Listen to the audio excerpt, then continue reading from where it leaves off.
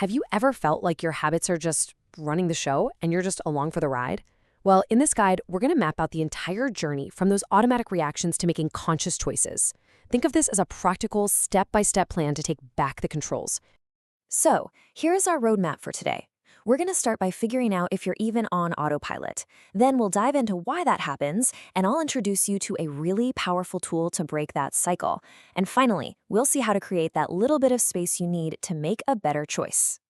Okay, first things first, let's talk recognition. Does this whole idea of running on a pre-programmed script, does that sound a little too familiar to you? I mean, really think about it for a second.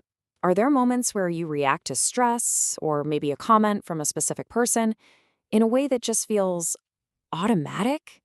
Like you've been totally swept up in the reaction before you even had a moment to think about it? And here's the fascinating part. These signs are completely normal. Our brains create these little shortcuts to be more efficient. I mean, think about driving a route you take every day, right? You just do it. The problem is when that same efficiency traps us in habits we don't actually want, like grabbing a snack when we're bored or snapping at someone we love. So here's a crucial point. You absolutely cannot change a pattern that you don't understand. It's just not possible. So for this next step, we're going to become curious scientists of our own lives and really look at how these automatic loops actually work. And it's a chain reaction that happens in like a split second. First, a trigger fires off. Let's say a stressful email pops up. Boom.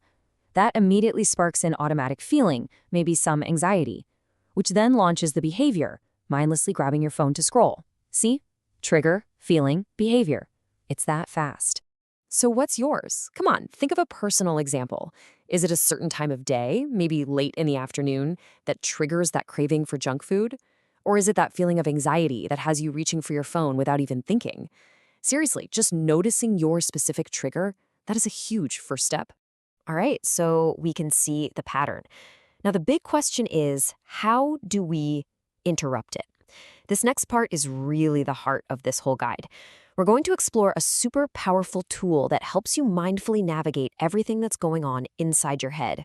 We're going to walk through a really simple 4-step practice called RAIN, and the name is kind of perfect. Think of it as a mental umbrella for when you get caught in one of those inner storms of tough thoughts or emotions. It helps you work with them without getting totally swept away. The first step, R, is for recognize. This is so simple, but it is so profound. You just gently name what's happening inside. So instead of being anxious, you're observing the anxiety. You're just saying, oh, hello, anxiety. I see you're here. No judgment, no drama, just recognition.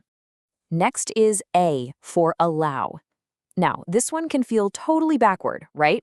Our instinct is to fight uncomfortable feelings, to push them away. But allowing just means you stop struggling. You give the feelings some space to just be. You'd be amazed how often the moment you stop fighting something, it starts to lose its power over you. Then we get to I for investigate. This is where you get curious, but not in that over-analyzing, why do I feel this way kind of way. It's a gentle curiosity about your body. Just ask, where is this feeling living in my body right now? Is it a tightness in your chest? A heat in your face? You're just gathering data, like a kind scientist. And finally, N is for nurture. This is where you offer yourself some kindness. You remind yourself that this feeling, it's just an experience passing through you. It is not who you are. Think about how you'd comfort a good friend. You'd probably say something like, wow, this is really tough. It's about offering yourself that same simple act of kindness. So, what does a tool like RAIN actually do for us? Well, it creates something incredibly valuable, something that is the absolute foundation of real change. It creates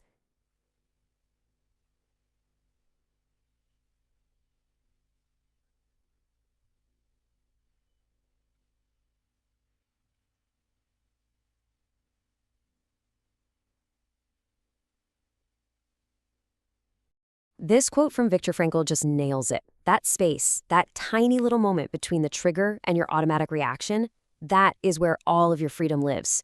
And our entire practice is about finding that space and making it just a little bit wider. Look, this is the fundamental shift we're trying to make. We're moving from a fast, unconscious reaction that's driven by old habits to a slower, conscious response that's guided by what we actually value. It's literally the difference between regret and empowerment. And creating this pause is a skill you can practice in a single moment. Seriously, when you feel that urge to react, just try this. Take one slow breath. Feel your feet on the floor. Ask yourself, what do I really want to happen here? And then choose how to act. This can all happen in about 5 seconds, and it can change everything.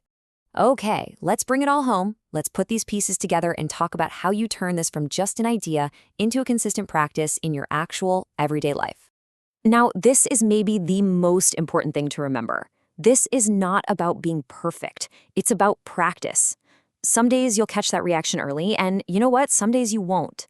The real goal is to just be patient and kind with yourself through the whole process. Every single time you bring awareness to a habit, you are expanding your freedom. So here it is, your personal toolkit for change. It's a cycle, a continuous practice. You spot your patterns. You use RAIN to deal with whatever comes up. You practice the pause to create that little bit of space. Then you experiment with a new, more mindful response. And you do all of it with kindness and without judgment. So, I'm going to leave you with this question. And listen, it doesn't have to be some huge, life-changing choice. Maybe it's just choosing to take one single breath before you send that reactive email. Or maybe it's just choosing to notice the feeling of boredom without immediately reaching for a distraction. What's one small, mindful choice you can make today to start your practice?